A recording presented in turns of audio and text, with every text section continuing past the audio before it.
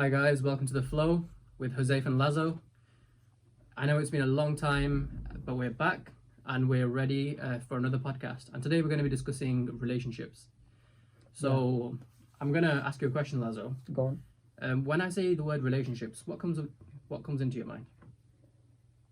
Straight away, I start thinking about a dating dynamic. I start thinking about that type of relationship. But as always here on Flow Podcast, we're going to get that word and we're going to delve right in. So in this instance, what that means is your relationships in terms of love, your parental relationships, and your friendships. Take us away. All right. So first, I'm going to talk a bit about and discuss with you a bit about maternal relationship. So often, like throughout history, it's always seen as the biggest and strongest relationship after like a lover. Do you get me? Yeah, so you mean like that mother and child relationship, that keeping your child safe, raising them, and then letting them leave. Yeah, it's like almost instinctual for a mother in many ways. Like in all aspects of the animal kingdom, we see that the mother often, or the father, for example, will put often itself at risk and put itself in a way of harm to provide and to keep the offspring warm and to make sure that the offspring has food. And it's something that's intrinsic about it. Like soon as a couple have a child, they almost instinctually become so protective over it, and they see, like especially a mother sees a child as an extension of herself, almost. Yeah, I agree with that completely. It's a direct responsibility of those parents to protect that young child or cub if it was an animal. And simply put, it's because this is not ready to go out in the world on its own yet. So I would then ask you, is it like a parental inhibition? Is it an influx of energy to keep the animal safe? Or is it like, okay, this thing can't survive, so I just have to take care of it? It's a responsibility. Do you see how I'm trying to distinguish between the two there? No, Darwinian evolution and science would just say it's purely instinct. It's all about protecting your genetics and making yourself stronger in the gene pool by having more offspring, more fertile offspring, more stronger offspring. And that's why they see the offspring as an extension of themselves, so that their DNA can be passed through time. And this obviously stems with humans as well. Yeah. But definitely. do you not think that 20 years ago, people were more inclined to, what's the word here, to grow up quicker than they are now? Because it feels like today we're in a more cotton wool type society. Definitely. People are maturing way later nowadays. Yeah. Like I feel if me and you at our age were about living 100, 200 years ago, we would have been earning, we would have been the breadwinners of our families and literally like supporting our fathers and our mothers in their day-to-day work and activities and stuff. But rather now we can like not mature to like 30 and no one's going to say anything to us. That's because we're more established. We have our cities, we have our education systems, and we don't have the risk of not passing our genes on because we die much later. We have other forms of focus, and to put it even more into depth, what we're looking at is people who are completely in control of their environment, so they're not scared of any threats that might come to them. Definitely. They can take life as they wish. So do you feel that nowadays a mother can go against her instinct almost, or the bond between a parent and a child can go in a different fashion than nature intends it to? That's very tricky. I don't think that at its core actually changes. I just think the way the parents perform their responsibilities is now changing. I think a few decades ago, you would have to raise your child to quickly be ready for the world, to go out there and work, maybe in a manual labor field, to quickly get ready for themselves to start their own marriage. So you're passing on the torch much quicker. So the actual instinct or biological thing, whatever it is, this is what we are here to discuss. I don't think that's changed at all. I just think the flow of it and the actual pace of it and how long it takes is changing because we are now more in control of our environments. Yeah. Then also, marriages are going down, aren't they? And people are having much more open or casual relationships rather than actual marriages. Like you're seeing marriages happen way later on than they used to. Like for example, even in the West, like 100 years ago, where during the World War even, you'd have multiple kids by like 2025, and now people are going like even after they have kids to think about should we get married or not, and it's becoming more economical and more agronomical in the sense of today the environment that we live in today, where it's beneficial in terms of taxes and all that kind of stuff rather than actual companionship, because they can get the companionship without the marriage. This is my favorite part of the conversation. We are now talking about relationships, and we're going really into it because we're talking about relationships again 30-40 years ago and relationships today in the social media era. Definitely. I can't stress that enough. Like what you just said was that people now can get companionship without having to be in a marriage. There is more accessibility to everyone and everything around us, so you don't feel constrained. You don't want to sign on a dotted line that says I'm going to be with you legally and we are in a marriage. You don't have to take no vows in the presence of your God or gods. Now you can go out there, you can contact someone and you can enjoy yourself. You can go out with them on a date. Having said that, is that directly affecting the marriage rates like you asked? Yes, 100%. So I think it's two things mainly. Firstly, the accessibility you have to other people makes you more inclined to want to find the right person rather than the person that comes into your life. Yeah. So more love in which you have molded and less circumstantial love. Definitely. And secondly, again going back to our original point, it's society. We're in control of it. We can do what we want. There's no need for, typically you look at it as the woman needs to marry a man that can take care of her. Not anymore. Girls outperform boys academically.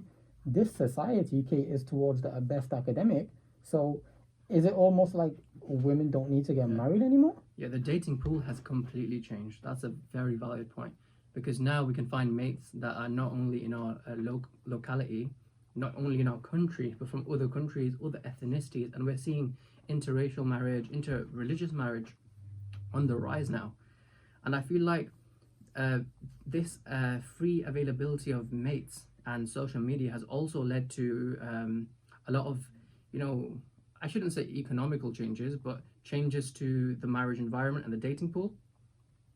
So, for example, actually, it's not even like purely marriage. It's any kind of mates.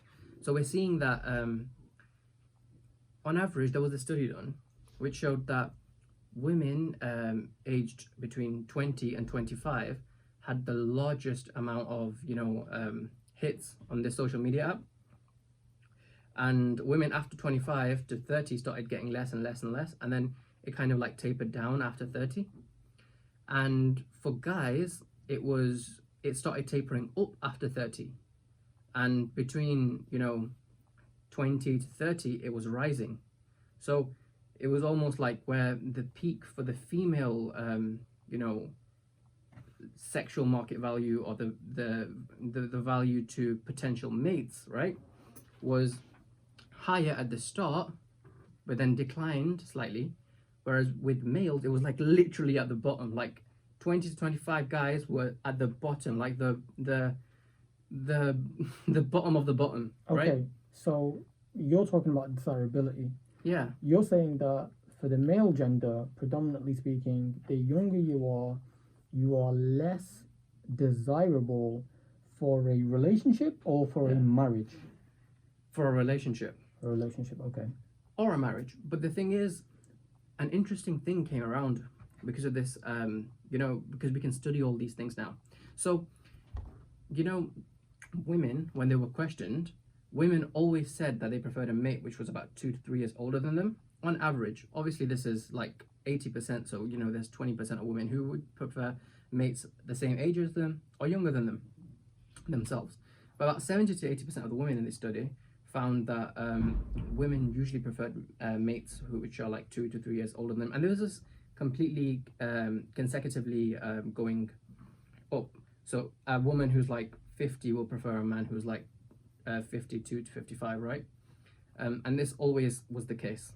But with men, the study found that men of any age from 20 to 50 found females from 20 to 25 the most attractive, which Right. explains a lot of things in society right now. But it makes it harder for women past a certain age to find mates in our environment, whereas men who are older often can easily find another mate. What do you think Sure. about that? It's direct desirability, it's direct societal influence. The way I'm seeing it is that typically, not to say I agree with this, but typically a woman is seen as more desirable and actually seen as more genetically fertile at a younger age, between the ages of like 20 to 25. However, men, because they have no responsibility of carrying that child, right? They are as desirable as what they offer. Men are as valuable as their role in society, and they are, generally speaking, this is very general, the breadwinners. So, therefore, what your study is saying, I think, is that because as men get older, they become more successful, they become more rich, they're basically climbing the societal ranks.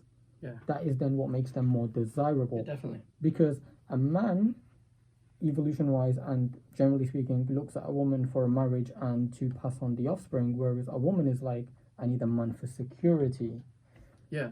Okay, I see. Which is still changing, obviously. Like this is something that is left over from our past, I feel, and it's still kind of bugging us. This change of environment and this change of the dating pool. But definitely, you're right. Like now that women and men have almost equal opportunities, and we're getting more and more women into the roles of CEOs and higher paid jobs and stuff, and we're getting more equality, and we're going towards that direction. I feel like this will change, but definitely a man like as I don't know about anyone else, but from my own perspective, I can say I don't really look for wealth in a woman. Like that's not something, like, okay, it's a good thing for her to be educated and stuff like that, but if she's rich or if she's not rich, it doesn't really affect. I'm not going to speak for everyone, but for example, if I found out she was a millionaire and I found out that she was just earning her own living from working as a barista or something, it wouldn't really impact me in any way. Like that wouldn't actually be it might do the opposite actually. So the woman who's a millionaire, I might be a bit more cautious of. Why is that? You need to explain that point.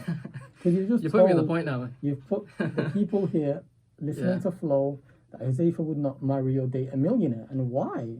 No, I'm not saying I wouldn't. I'm just saying I'd be a bit more Do you not cautious. want to be in the Burj Khalifa when you go to Dubai? Do you not It's want to go honestly- to Bali? It's just that I feel like throughout evolution, and I feel like there's something, maybe an insecurity within myself, that if I feel like my partner is contributing more wealth to the marriage or to all being like, I wanna be able to give my wife the luxury of, even if she works or whatever, but I just feel like I want to be able to give her more than she gives me. But that's just me, man. Guys, should I say it? Should I say it? What? Is it TM? Is this toxic masculinity? Lol.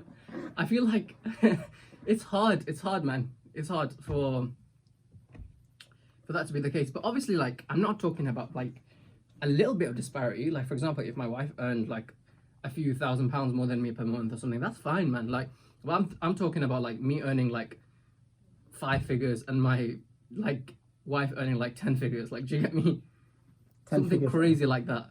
Definitely. I think anyone would feel maybe a bit Uneasy. inferior to anyone who's earning so Yeah. much more than them. But it's still a very interesting point because you're saying that. But if I was a woman, right, I feel like if I was a girl, I would go for it totally. Okay, listen, you're saying some things here. You're making some bold statements, which I Yeah. think, generally speaking, you are backed up on them.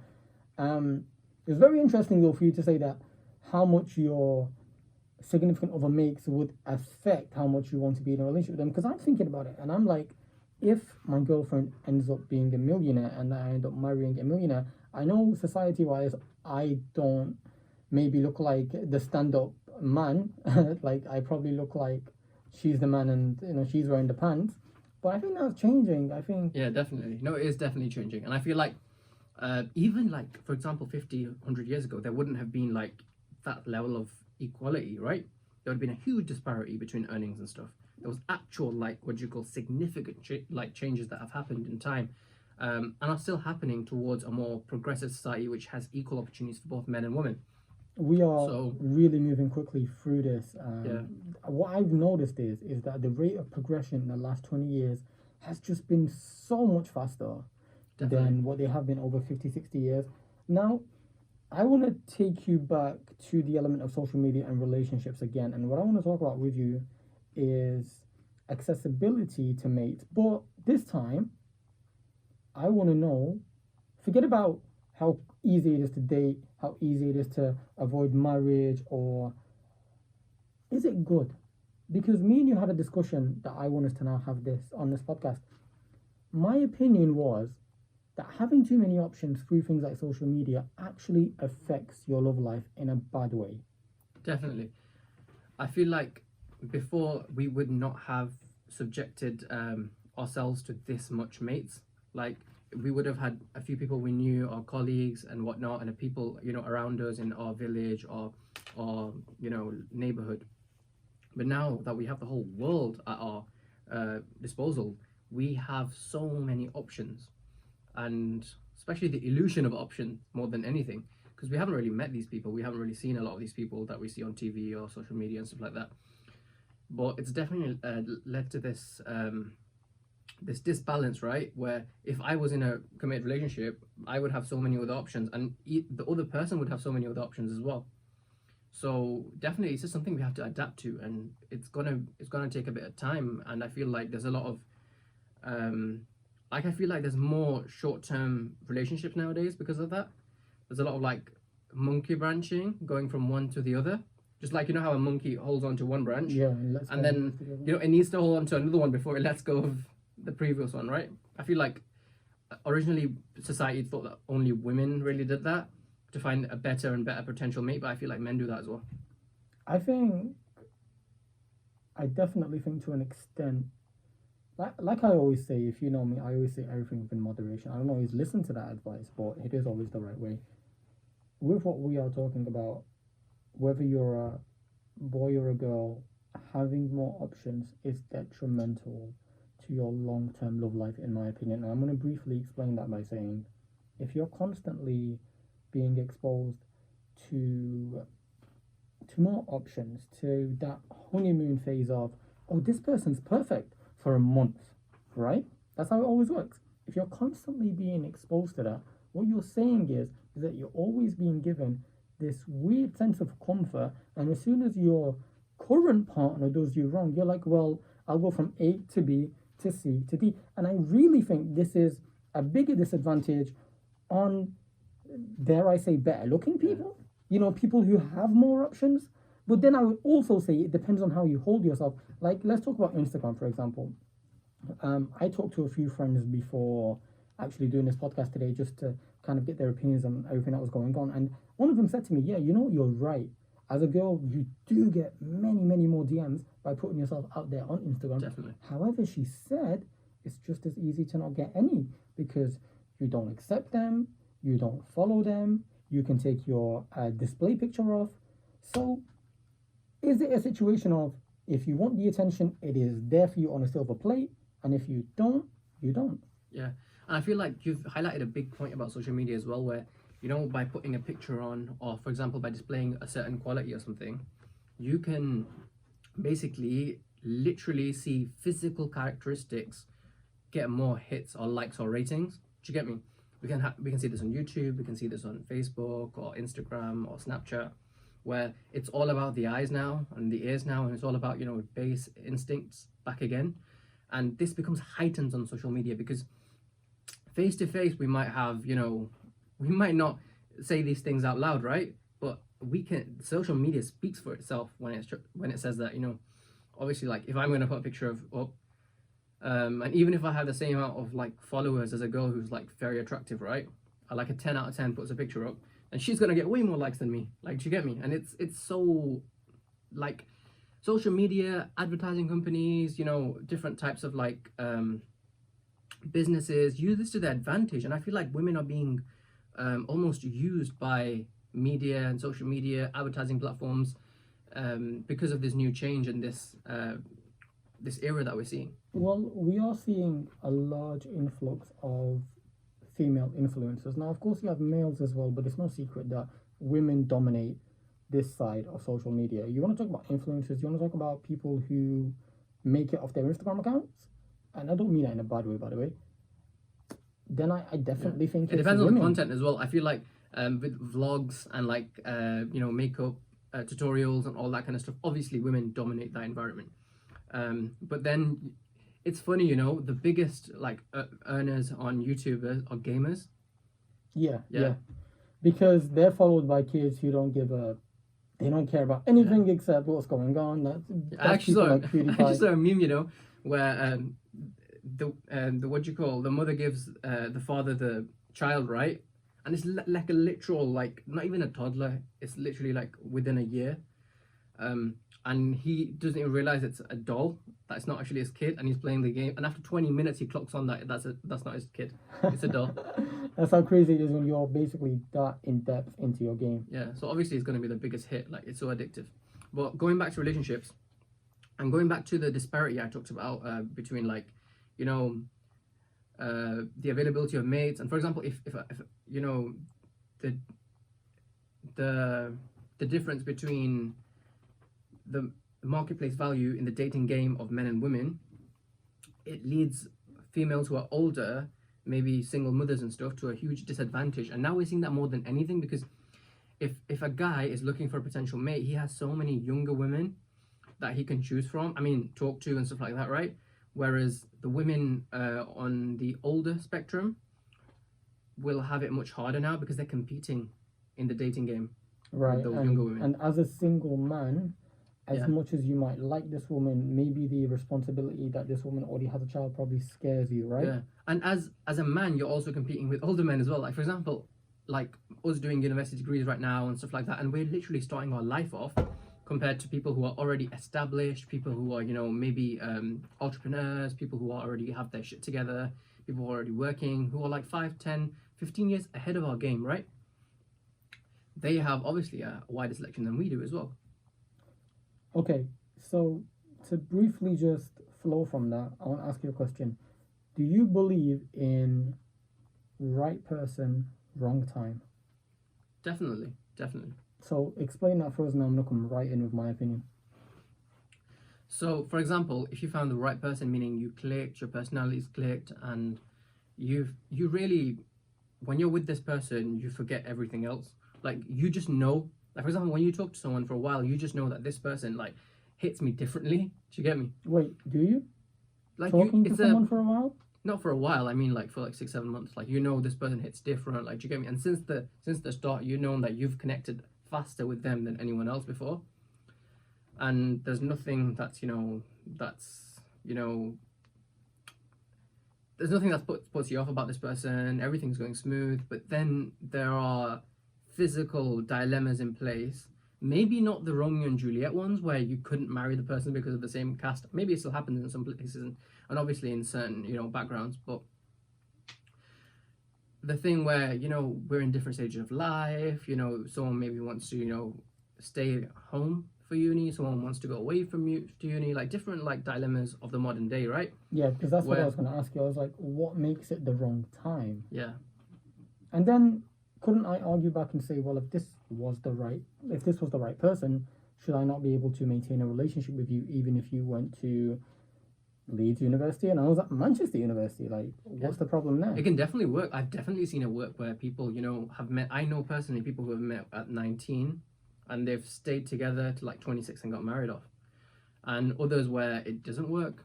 But I feel like then are you actually like meant for each other then if it doesn't work? Like if it's right person, wrong time, right?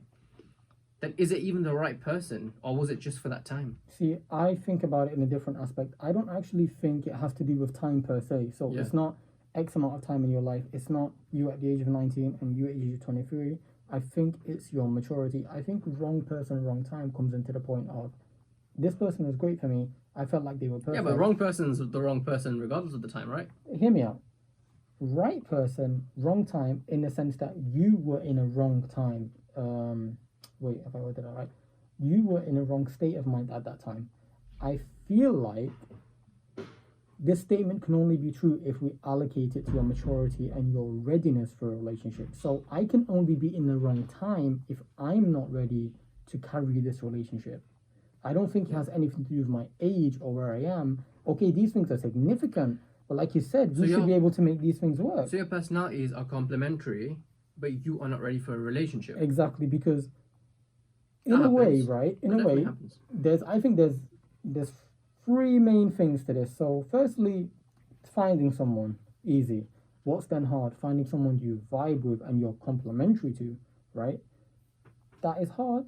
Now what's even harder is maintaining your relationship with someone, because no matter who it is, whether it's your longtime friend, whether it's your parent, or whether it's your girlfriend or boyfriend, it gets to a point where you need to get over the hump. Okay, I know you're great. I go on great dates with you. That's fine. What else? And then that's your pivot point. Now, it'll get to a point where you went from being the greatest person ever to you're irritating me now. Stop flipping breathing. Like you're breathing in my face. Stop it. You just start triggering yourself for no reason. There's certain points of relationships which I just don't understand. I'm not a sociopath or anything, but I just don't understand. One of the points are when that starts happening, when you go from, the lover to the hater, right? Where, you used to love the shit out of this person, but now you hate the shit out of this person. And also the point where you fall in love with this person. That's always an interesting thing where people clock that, okay, this is we're dating now and we like each other now. Do you get me? I'm talking about mutual relationships, right? But that time, it's always vague to me. And also, social media, like you said, takes that out completely, because now, like when you're DMing someone or when you're talking to someone like that, right? It takes all the guesswork out. Like face-to-face interactions, like someone in your class or someone that you met outside and stuff, you still have that thing where, because you don't know the person, and obviously you can interact that way with multiple different people, right? Now social media takes that guesswork out and you go straight into it. You start asking like these questions and about someone's background and stuff, and you learn things about them much faster. And I feel like it kind of wears out faster as well, because it's like a boom and bust. Where, have you heard of the stranger in the train phenomenon?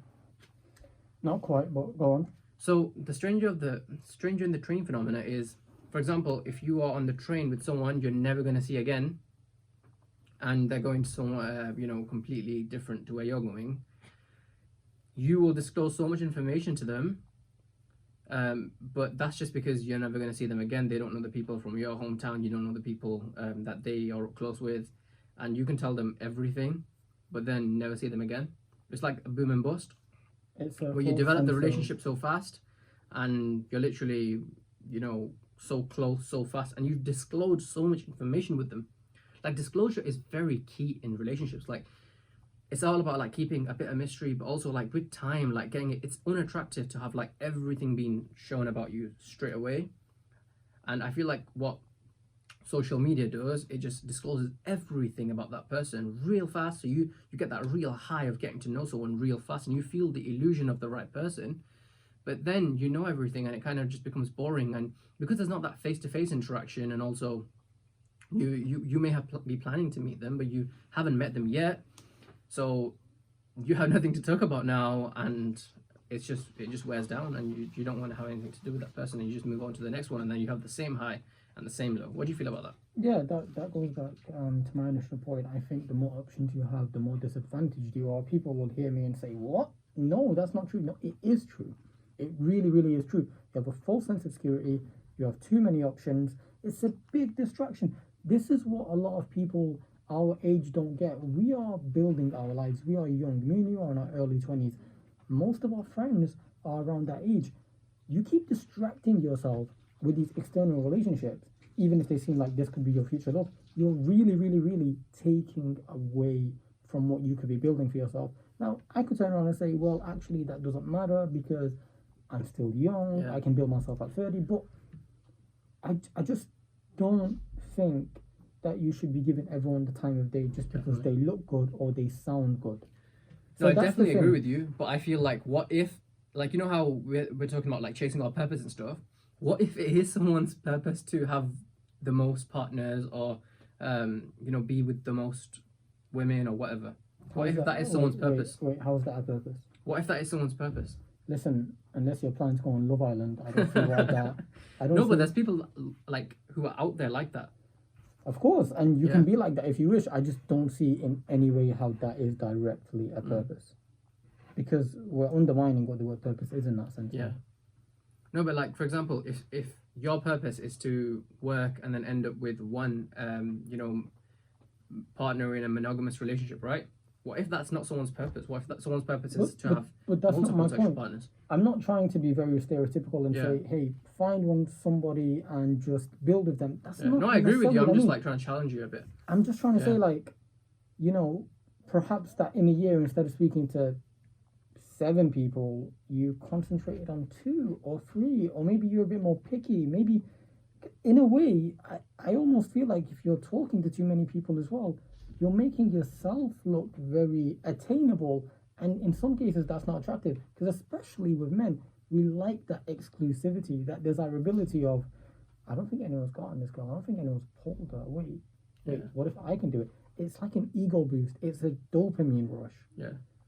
And as well as like men, I feel like some women also like that, obviously, like especially with their long-term committed partners, to have this deep sense of like that person isn't gonna like cheat on me and is gonna be loyal to me, basically. Okay, let's slowly start to phase relationships out, but I do want to touch on one thing as well. What about breakups? I know we talk about the monkey branching, going from one person to the next, but just briefly, before we go into friendships, the whole concept of breakups and this stages of talking and dating, how does that make you feel? Yeah.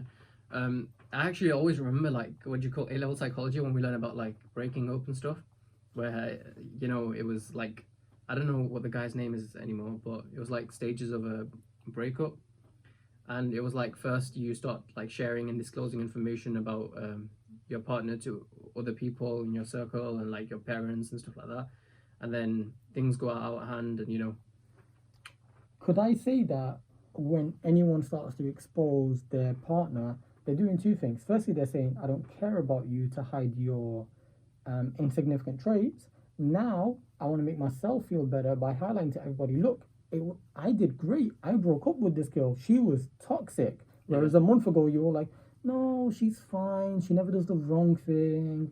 It's okay. She loves me. I feel like if you wanna save your relationship, like I'm no relationship guru here, but I'm saying like you should definitely keep it within yourselves and talk to each other. Like obviously sometimes you need advice and stuff, like general advice if something big has happened. But then I feel like all your like confidential private information should remain within yourselves, and also it should be all your issues should be discussed. Like there should be so much open communication going on where you don't have to go to another person every single time. You know what? I'm going to draw a picture for you guys here, metaphorically, and all of you will be able to relate to this. When you're in high school and when you're in college and you like someone, you tell a lot of people. You just do. I'll be coming into school and I'll be like, Jose, for that girl in my chemistry class, she's really attractive, and I'm going to try to talk to her. I'm going to try to get her number. And you do this even before the other person's acknowledged you in it. Yeah, no, exactly. But then what ends up happening is, as you get older, as your relationships start getting more serious, you start telling less and less and less and less people. I don't think that's because people are snaky or anything like that, but I think you realize that, here's the thing, if I'm telling somebody about my struggles in a relationship, I have to bear one thing in mind that's incredibly important. It's perspective. Your perspective is completely from outside of the room. Me and this girl are arguing inside this room. You're outside. You don't know what's being said. You can only see a few things that I'm letting you see. Then I come outside and like, hey, what's your opinion on this? Yeah. No, you might have only seen the digs that she took because I only told you about it. Yeah. And so this is definitely like the case where even when getting into a relationship, I feel like everyone, before they enter any form of like monogamous relationship or any form of marriage, right, they should definitely analyze themselves. I feel like you cannot have a successful marriage or relationship before you analyze yourself, because you are determined to be with the wrong person if you don't understand yourself. For example, if I know I am stubborn, I am easily pissed off, I don't I have these negative toxic traits, right? And if I find the person who has exactly the same negative traits as me, then we will clash all the time, and no one will be the one who tries to make things work and stuff like that. Obviously, this keeps going back and forth, and both partners put the effort in, but you need that synergy, right?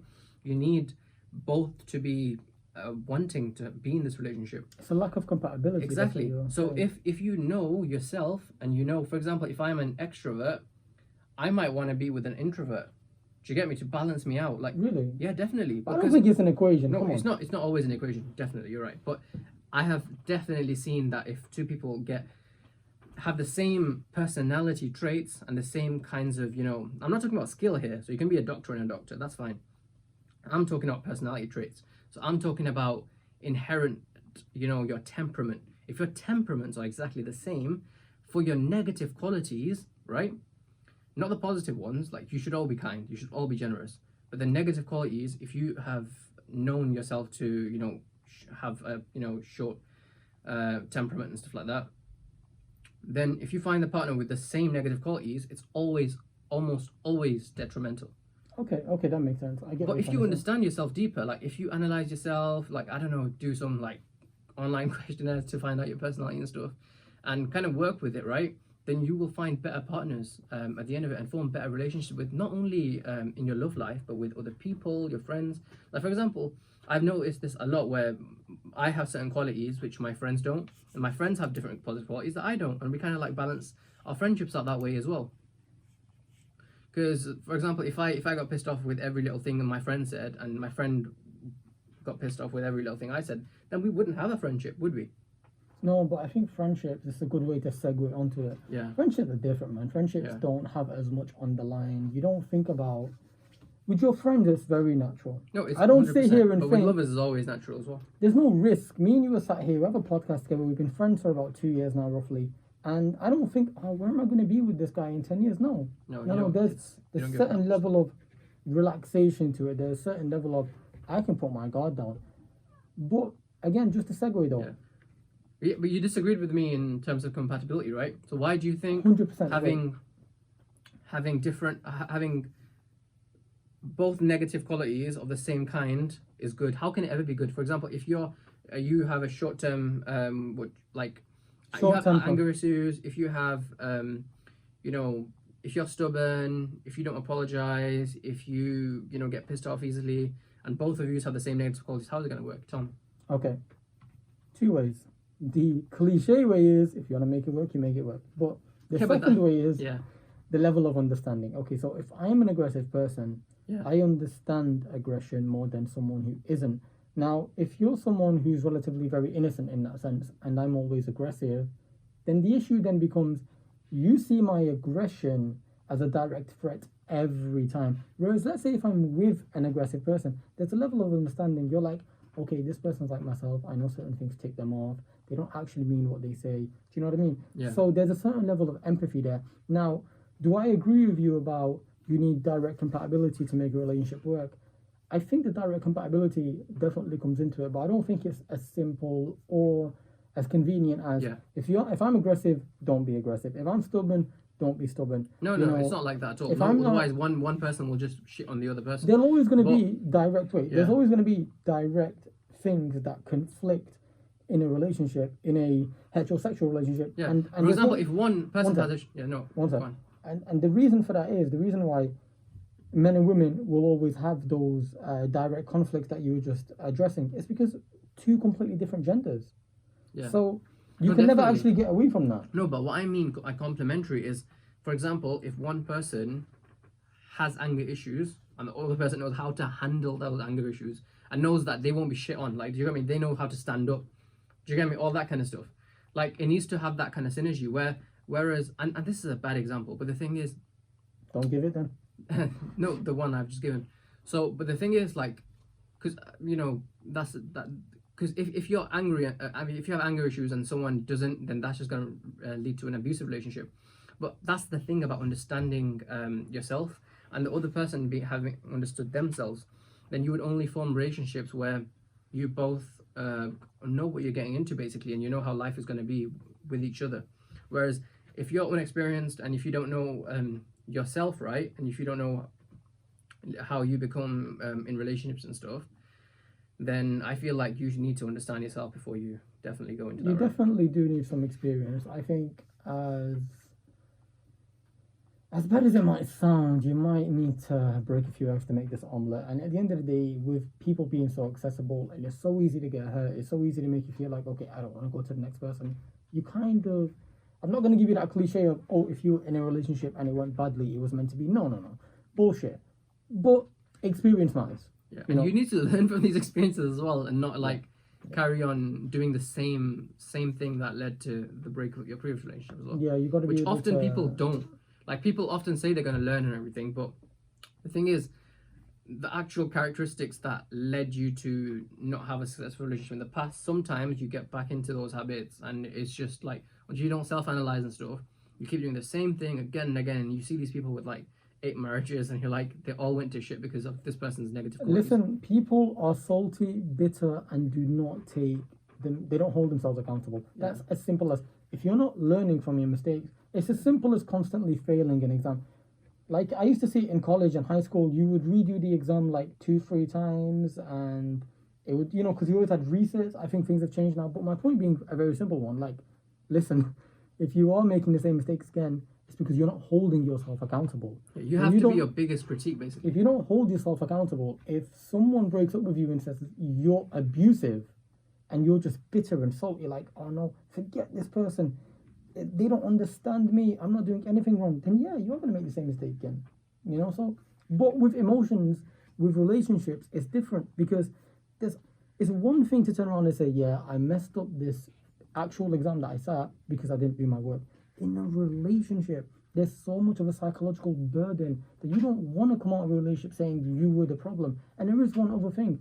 When it comes to things like love, like your brain activity, your chemical structure, the way your mind works, is literally being like on drugs. That's how comparable it is. Like if you did an MRI scan on somebody who was in love and directly in conflict with their woman at that point, or directly in bliss, you would see it as the same results as if you had someone with an MRI scan under the influence of cocaine. Yeah. So that's how powerful love and relationships can be. Yeah, I remember I was watching a Vsauce video, and he was like, the first time someone, like the person you love, right, tells you I love you, is the same high as winning the lottery.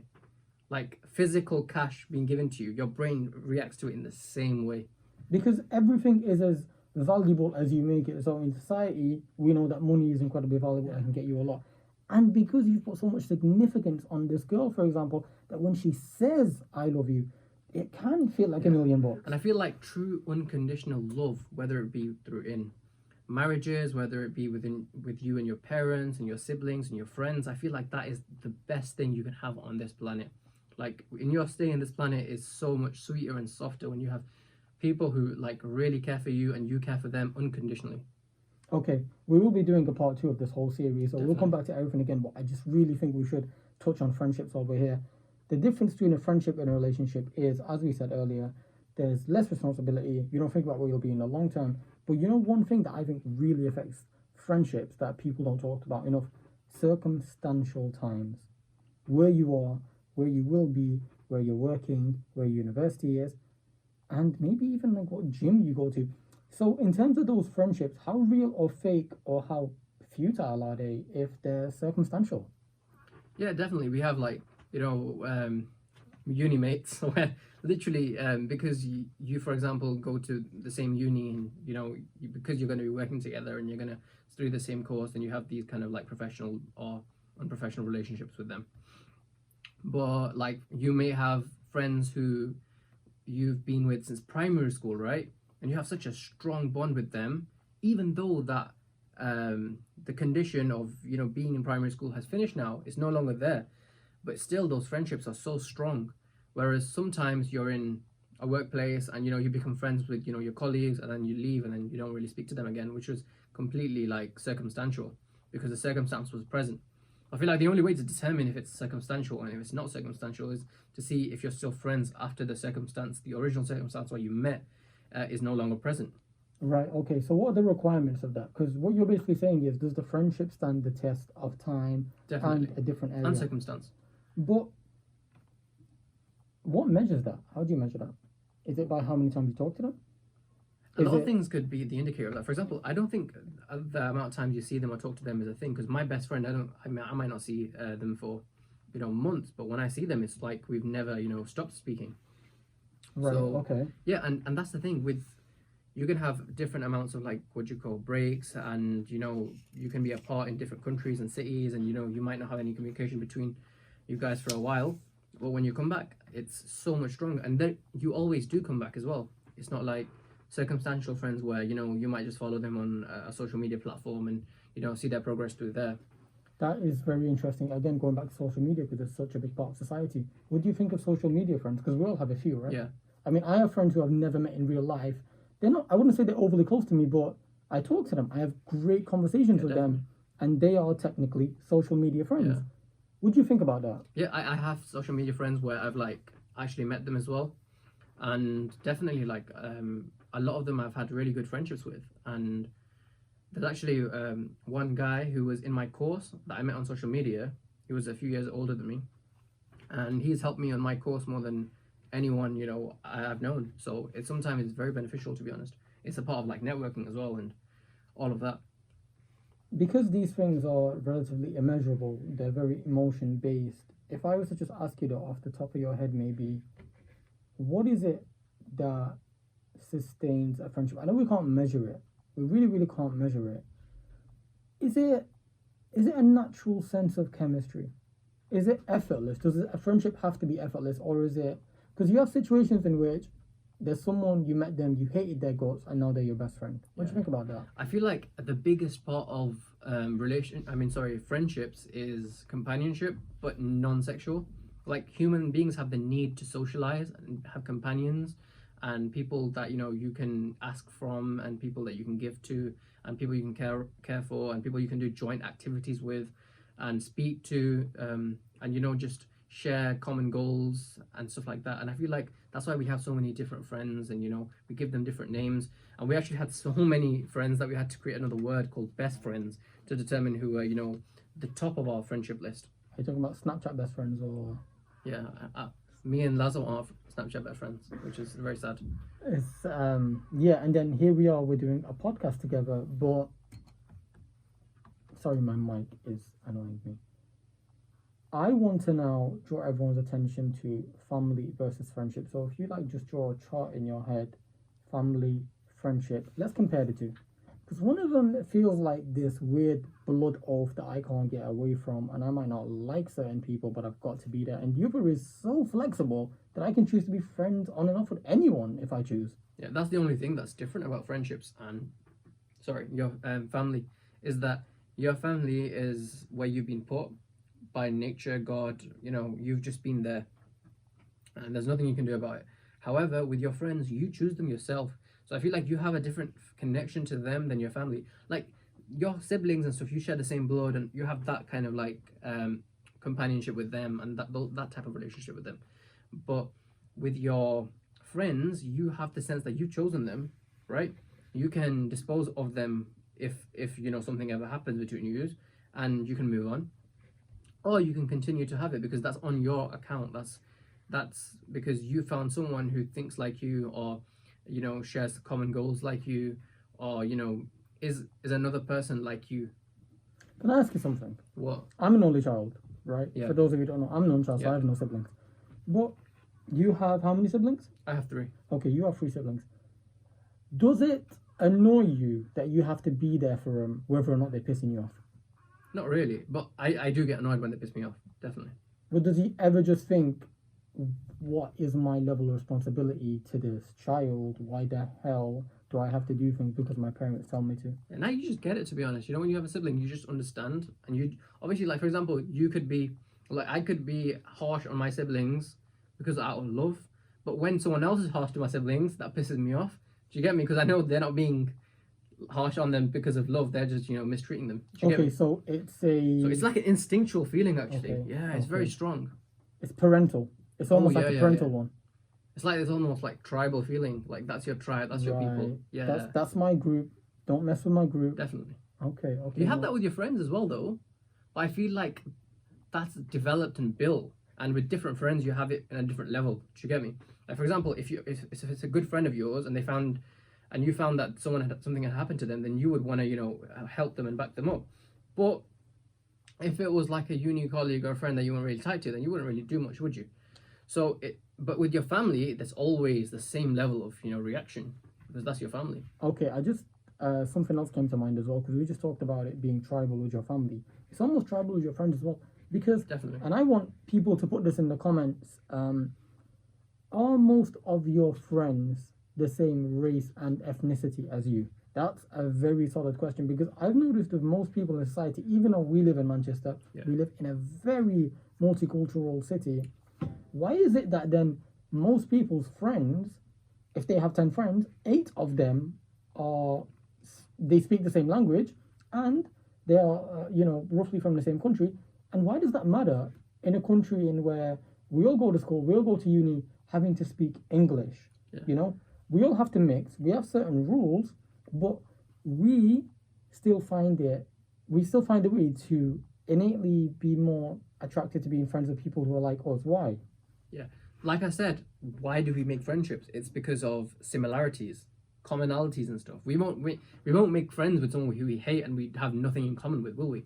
I So the just thing is, had I just had an epiphany. So what you're saying is that friendships are convenient and they're not always necessarily worth fighting for, No. but family yeah, is necessary. it's necessary. Friendships are something necessary for our social goals, though. For example, like you just said, about people being from the same race, ethnicity, language, religion, stuff like that.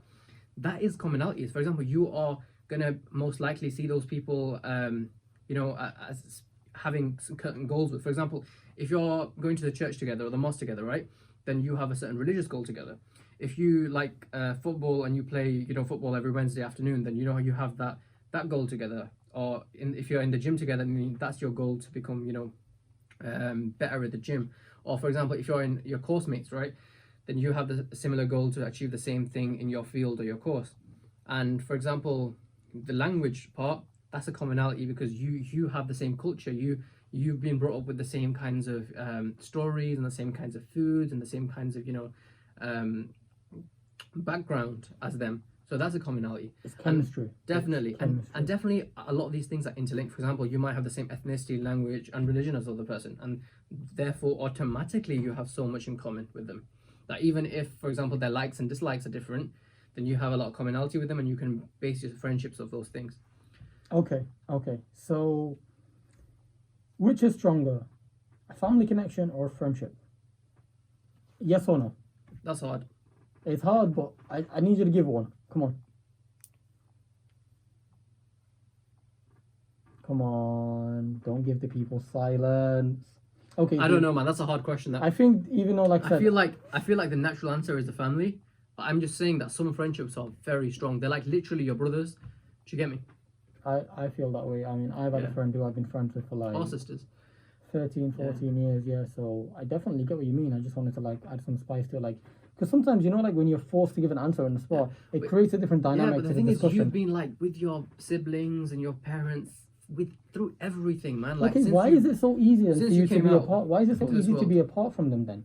Because there are a lot of people who move out who don't see their family except for occasions. A If lot of this people is aren't so close to their strong, family.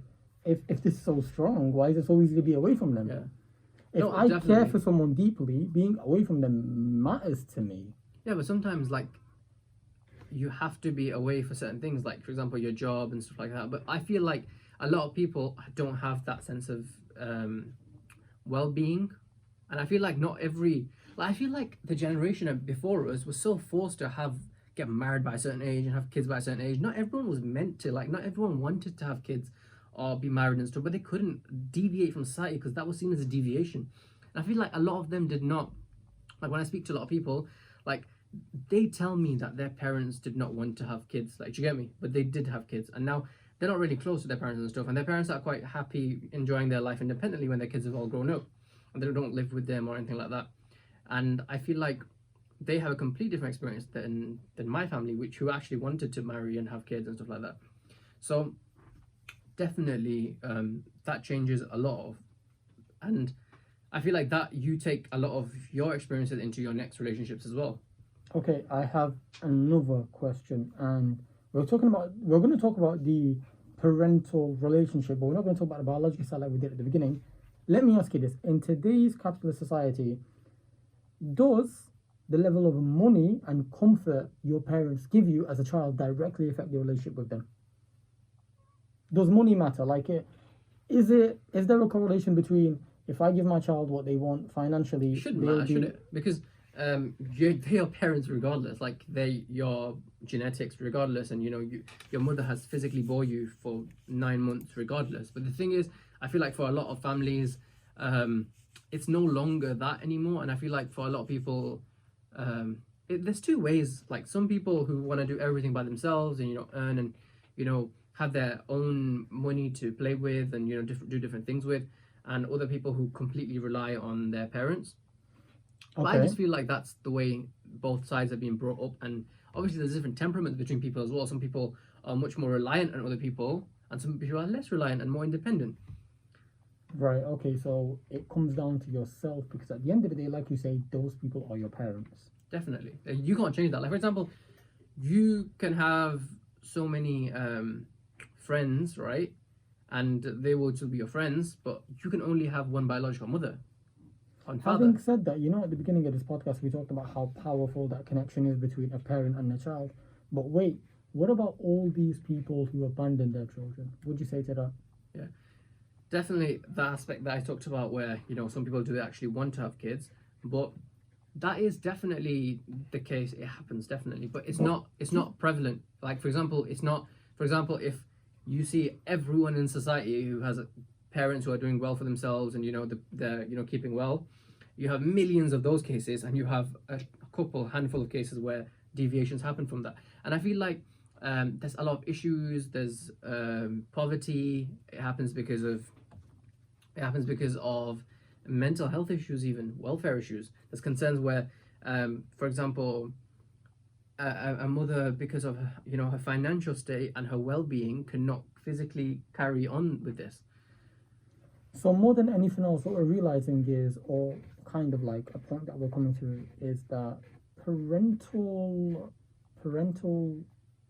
responsibilities are almost responsibilities more than they are choices.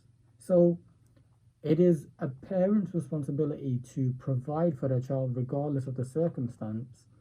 It's not a choice.